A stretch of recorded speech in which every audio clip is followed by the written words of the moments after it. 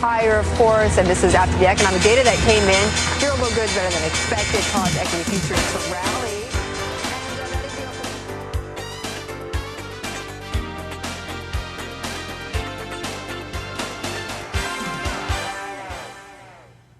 Hi, I'm Rob Skloff. I work on Wall Street, but I care about Main Street.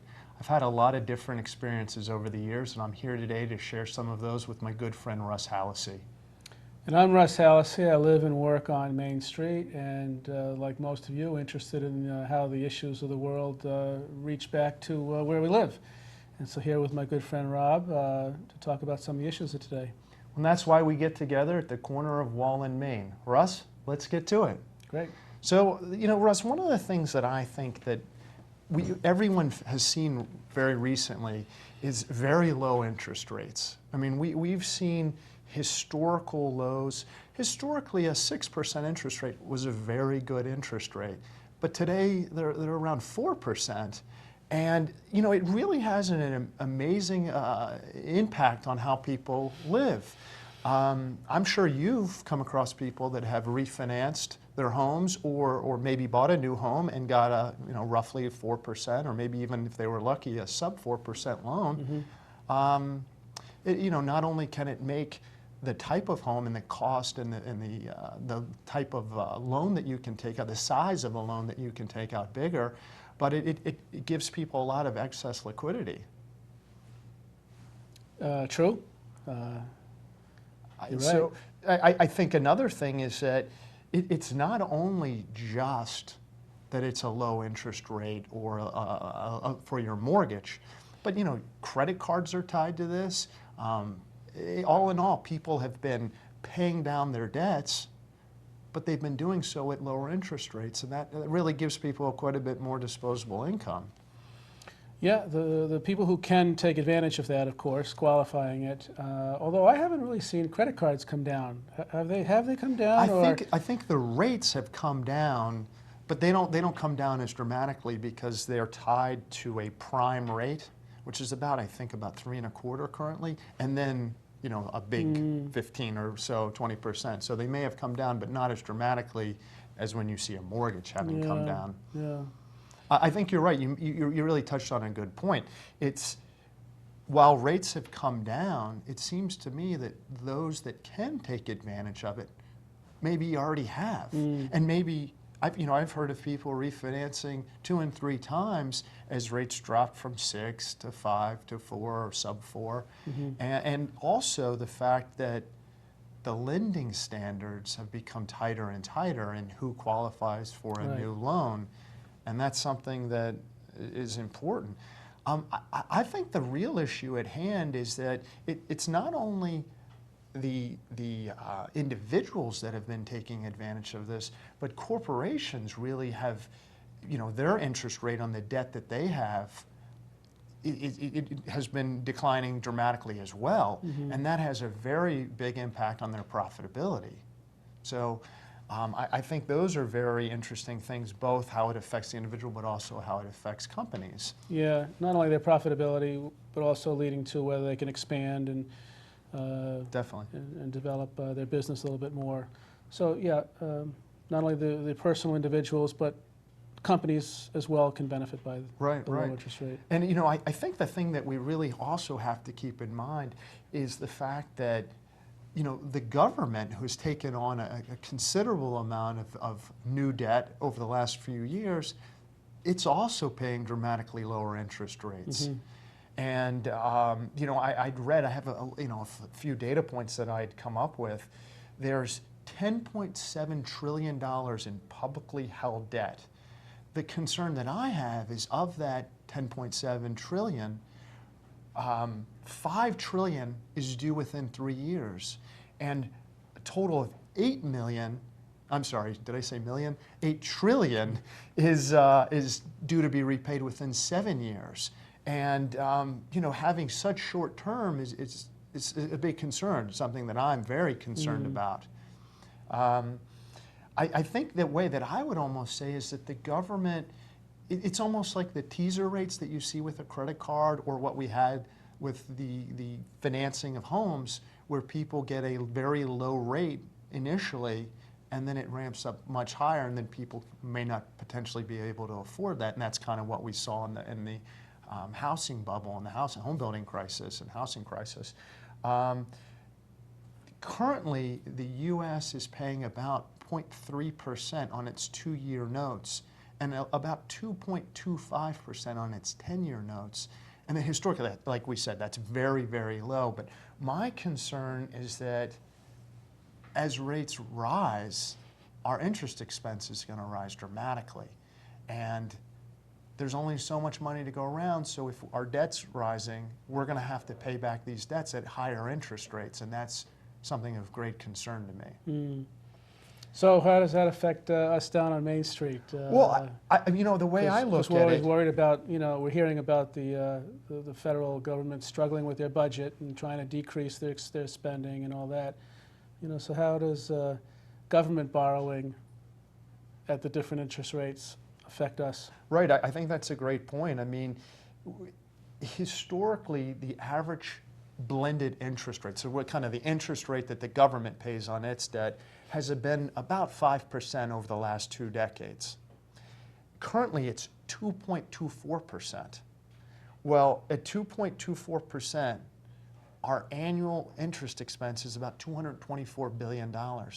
If it were to rise to the 5% historical over the last 2 decades, it would be $535 billion. So from 224 to 535.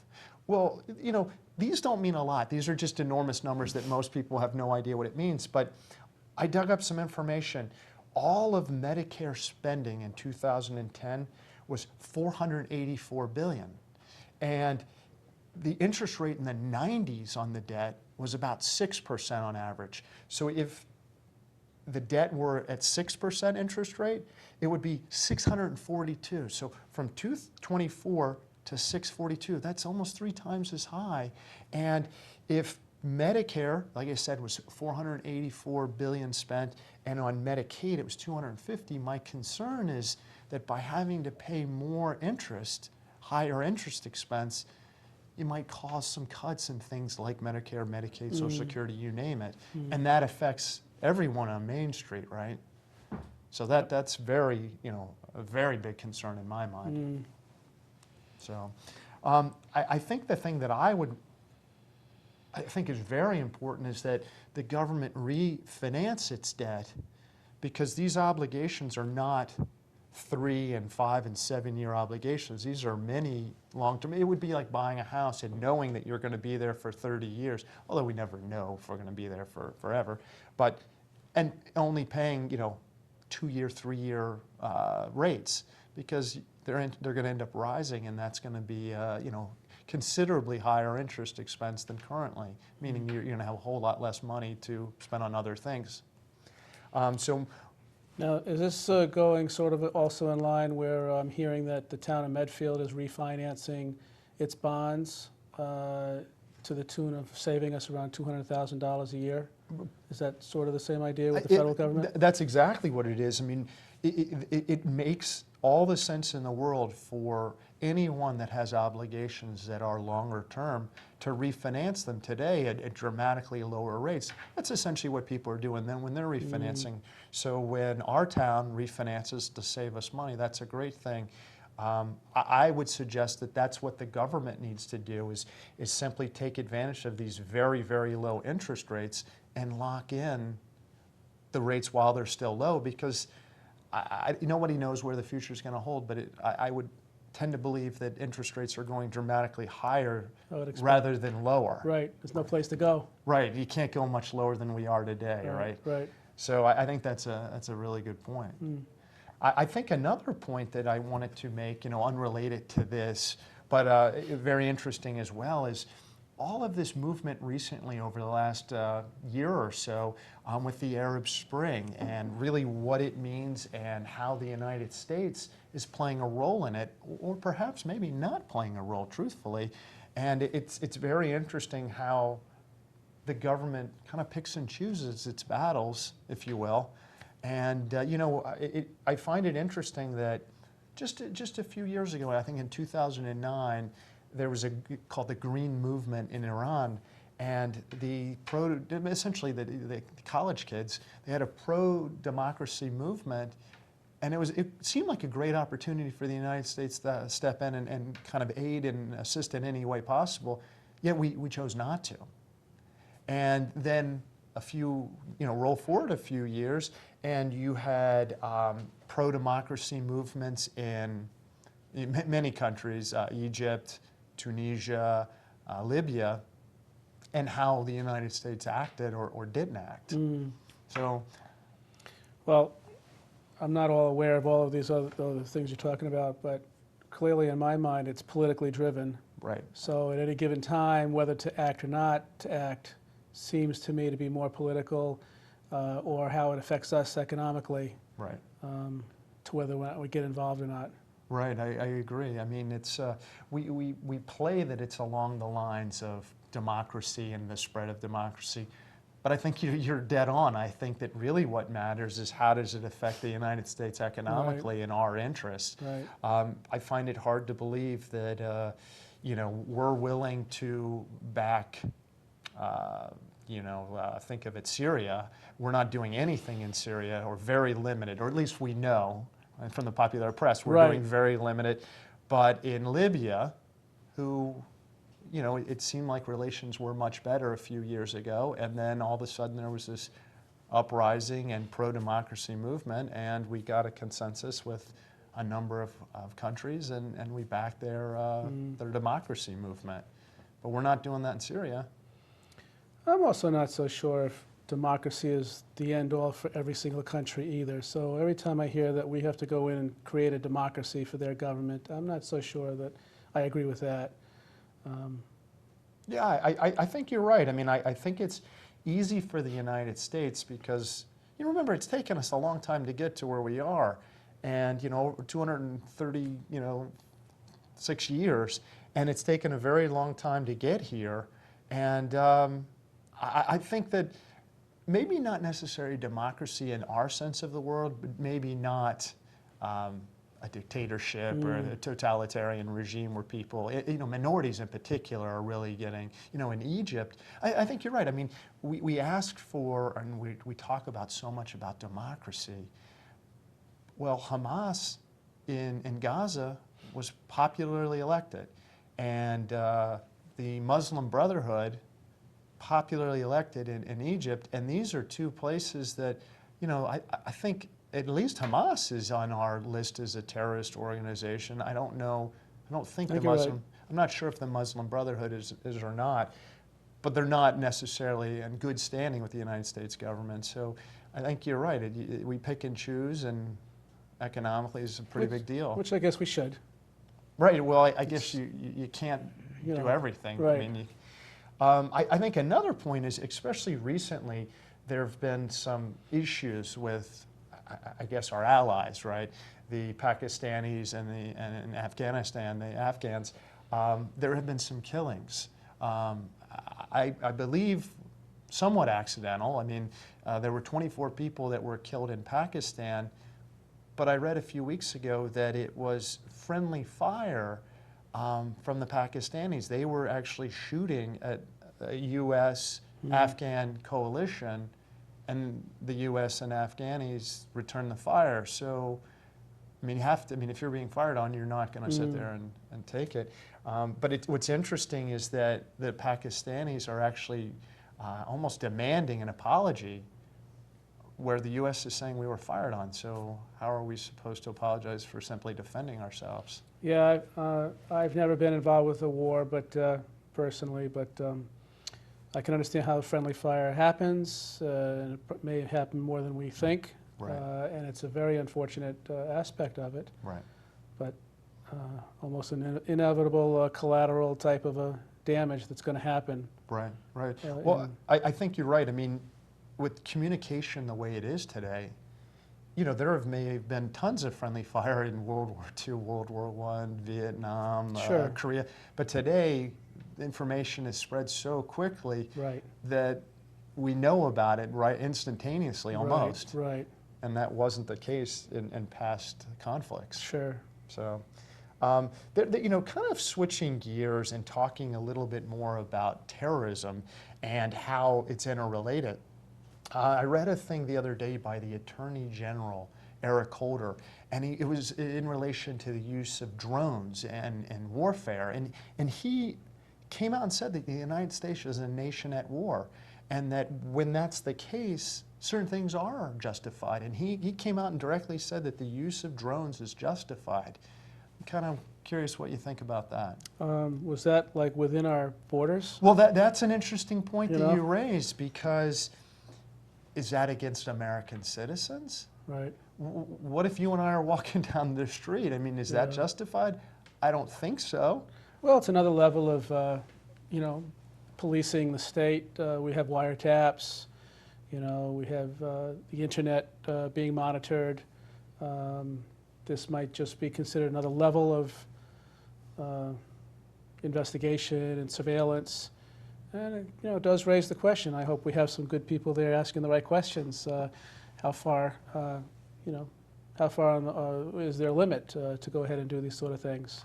Right, I agree. But people who don't break the law shouldn't be worried about it. Correct. And I thought an interesting point is that Attorney General Holder also talked about that he was trying, and you being a lawyer may be able to help differentiate some of this for me, but he was talking about how even American citizens, anyone that is taking arms against the United States, they don't get immunity from targeting with these drones, and they don't have a right to judicial review. But what he did say is that they have due process.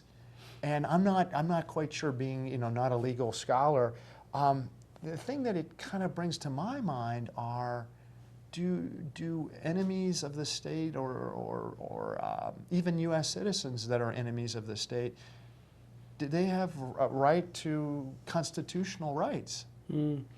My limited knowledge of constitutional rights and military law and how it differs from civil law is that when it's a terrorism classification, a lot less rights on that individual. Right. So, what we've seen in, the Guantanamo prisons and Right. things that happen there, it just seems to me that their rights are limited as far as due process goes. Right. I mean, I would agree. I mean, just from everything I've read, Yeah. I think you're 100% right. Because one of the concerns that I have, though, is that, again, not being a legal mind here, but due process is not just for citizens of the United States. True. It's for anyone that, I guess we're True. Dealing with. And my concern is that if the government is saying that even our enemies have due process, I fear that maybe these enemies or enemy combatants or whatever term they use today, they can use the law against us, right? If they can maybe be tried in a civilian court. Well, like I said, I think the distinction is if they're classified as terrorists, and classified by who? Right, exactly. Classified by the government, military. But I think in those circumstances, the due process is a lot less. Right. So yes, it is for foreigners as well as citizens, but it's within certain contexts of which laws we're talking about. Right. Well, again, I don't know if Russ and I are going to solve all of the world's problems right now, but I think there were two things that were top of mind: the interest rate environment, obviously, because that affects all of us, but being as citizens of this country, the use of drones, how does it affect us? I mean, we don't foresee a time where they're using drones in this country, but at least we don't know, right? I mean, maybe. Yeah, they're up there and we don't see them. Right. So, we hope you found this useful. I think we're going to switch gears and go to the next part of the show where we talk a little about investing, and we're going to tackle, people really don't know how to look at stocks. They get tips from friends, and they may do some cursory work, but we're going to actually dive down and really get to the nitty-gritty of how to value an individual stock. So far in the show, we've talked a little about politics, we've talked a little about economics and what the both mean to you. And now's the time in the show when we really like to talk about investing and what it means to you. I think it would be a good time to talk about how to invest in stocks. People are always asking me how I look at companies, and I thought it was a good idea to go into it and give people a little background. I think the thing that people really have to keep in mind is that investing isn't only about the growth and how we want things to work out and our target and our number. We always hear about our number. You hear these different commercials from some of the bigger companies about your number. But the real goal to investing is taking as little risk as possible while still having good returns and protecting your wealth. The thing to keep in mind are that people have these things called risk tolerances. And what that really means in English is, what is your willingness to take risk and your ability to take risk? Someone may have a considerable sum of money, but they don't have a high willingness to take risks. They simply don't sleep well at night, and regardless of how much money they have, it's not appropriate to take a great deal of risk in their portfolio. So I think that anyone can be successful if they take a lot of even outlandish risk or not. And the goal, again, is to not take risk unless you're going to be paid for those risks. I think the thing also people have to keep in mind with investing is that you have to have a process when it comes to investing, not only investing in general, but as it relates to picking a stock or stock investing. I think of a great analogy that I learned when I was kind of moving out of my house from when I was a kid, heading off to, actually even after college. I had asked my mom, how do you choose a cantaloupe? Because I like cantaloupe, but I had no idea how to pick a cantaloupe. And she explained how she picks it, how you can feel it and make sure that the cantaloupe is firm and that it's not mushy. You can shake it, because if you hear a lot of juice in there, you know that it's probably overripe. You can smell it and see how sweet it is, and if it's too sweet or not sweet enough, then it's not ripe. You kind of have to hit it right in the middle, kind of almost a Goldilocks approach. In my mind, this really isn't any different. I know it may sound like a silly example, but there's a process to how you pick a cantaloupe, and there's a process to how you invest in a stock. And really, in my mind, they're no different. We hear all the time that stocks are cheap. You hear it from a friend. You hear a tip, from a friend, from your dentist at a restaurant.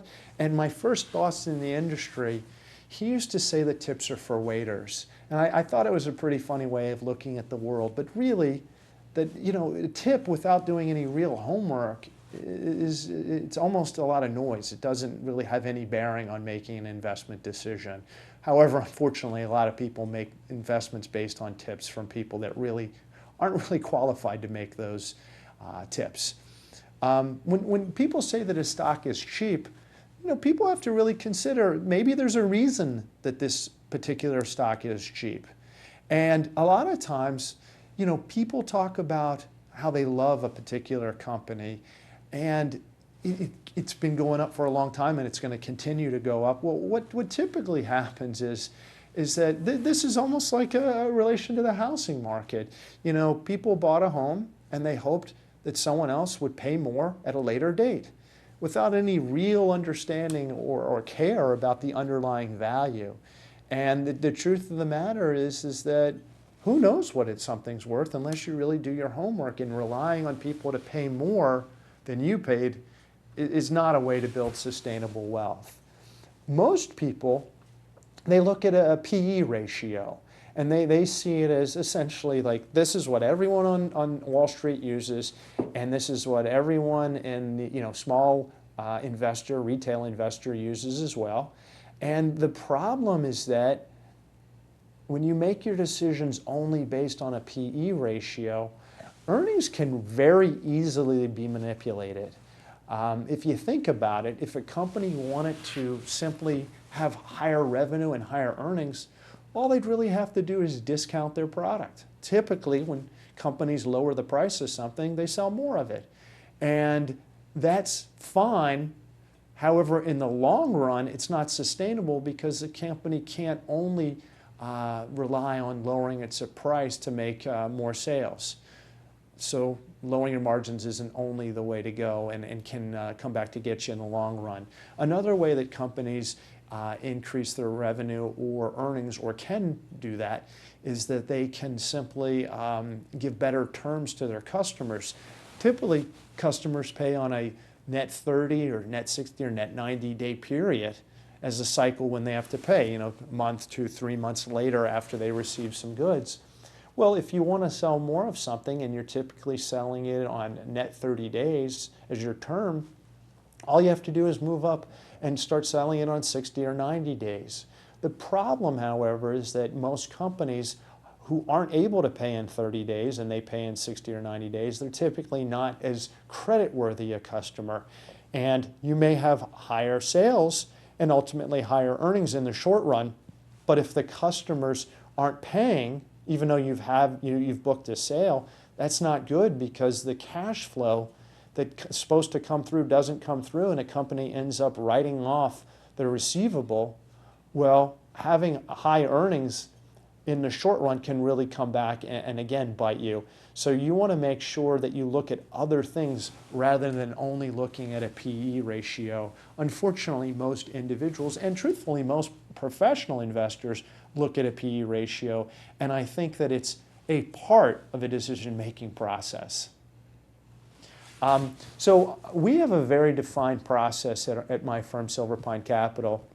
I know this slide has a lot of information, but the things to think about are, you do look at a PE, and you do want a low PE because you simply don't want to pay a lot. But as you can see, there are 6 other criteria that we at my firm look at. You should have a PE. In our case, we like to look at companies that have a PE less than 13 times. We like to have a high return on equity. This shows how well the company's investing, and if they're having consistently high and sustainable returns, then that's very positive. In this case, we like to have returns over 15%. We want a clean balance sheet. A balance sheet shows the assets and liabilities of a company. And you want a company that doesn't have a lot of debt, because it's almost like a baseball game. You want to survive to a later inning, and if you have a lot of debt, you may not make it back. And as we've seen in the Great Recession over the last few years, a number of companies not only filed for bankruptcy, but went out of business completely in 2009 and 2010. And having a lower level of debt, or at least a very sustainable level of debt, because the company has a lot of operating cash flow to be able to pay off that debt, then that's something that's very, very critical. The metric that my firm, that we really keep a very keen eye on, is free cash flow. And what most people will kind of wonder what free cash flow is if they've even ever heard of the term. Free cash flow is really what's left over after all your bills and all your capital expenditures have been paid out. And you want to make sure that a company generates a lot of free cash flow, that they have the ability to invest in their future growth. And then having a lot of free cash flow gives a company a great deal of flexibility to buy other companies, to initiate or increase a dividend, to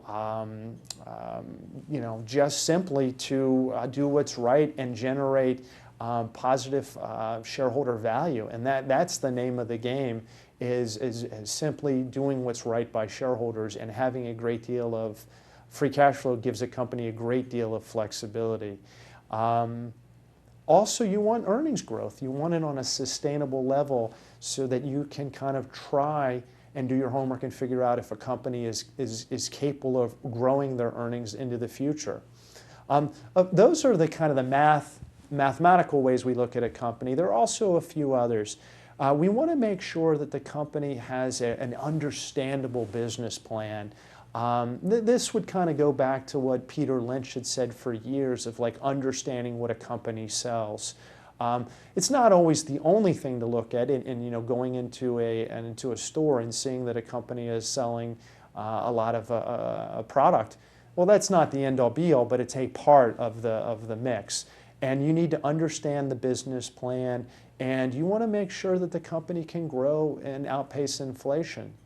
You also want to make sure that the company has conservative accounting principles and that the management team is known for integrity, because if you have a company that's great on many different metrics but you don't have a good management team, then it kind of spoils the broth, and it's not a good company that anyone would want to invest in, at least until either management had improved or they'd gotten new management.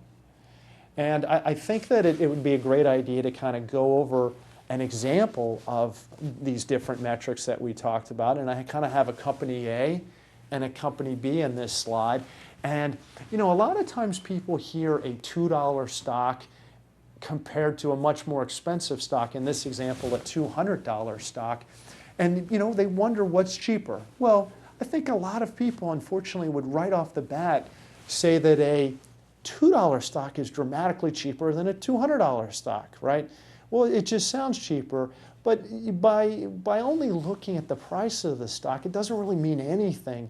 You have to look at what does it mean in relation to their earnings or their free cash flow, right? So if a company that's a $2 stock is generating 10 cents of earnings, well, it's trading at a 20 PE multiple.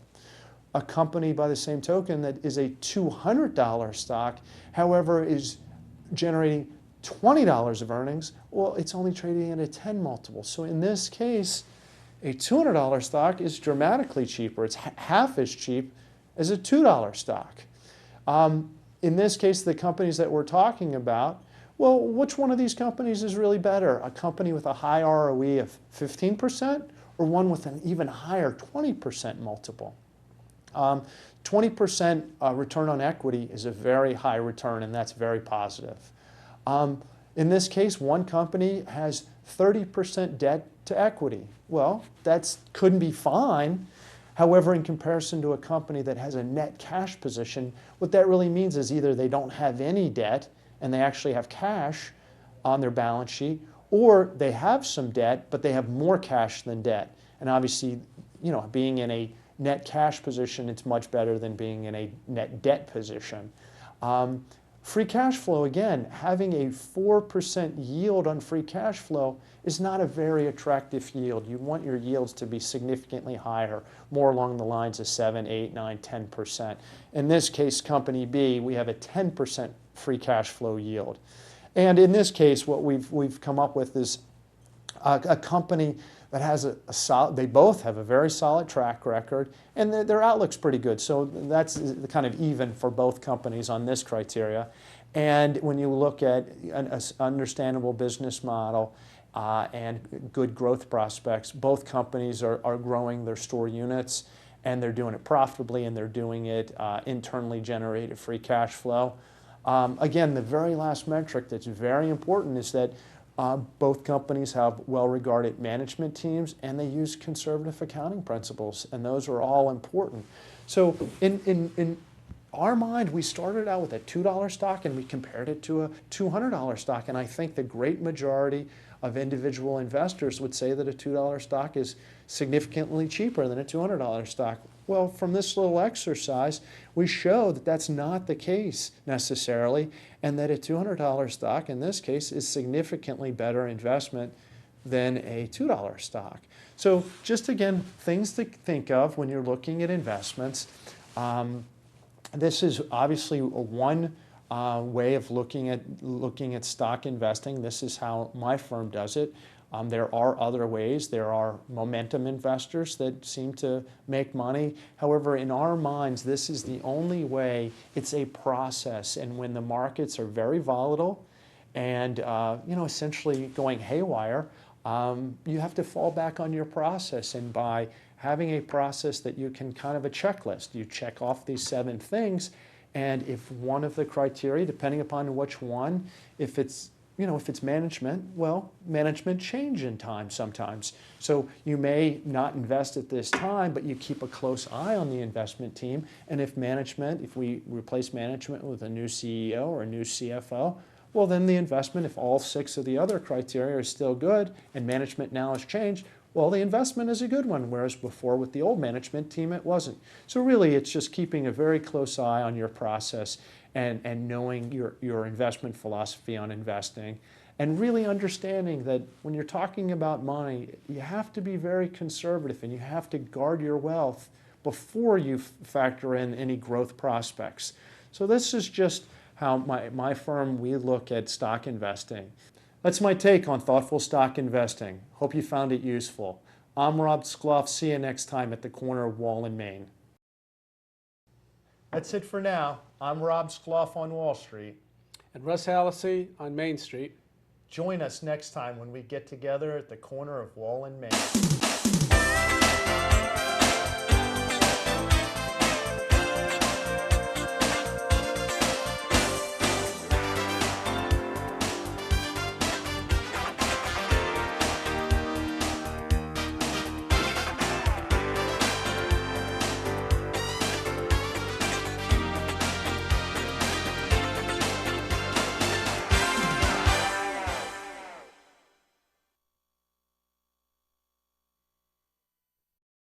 Production support provided by Medfield TV.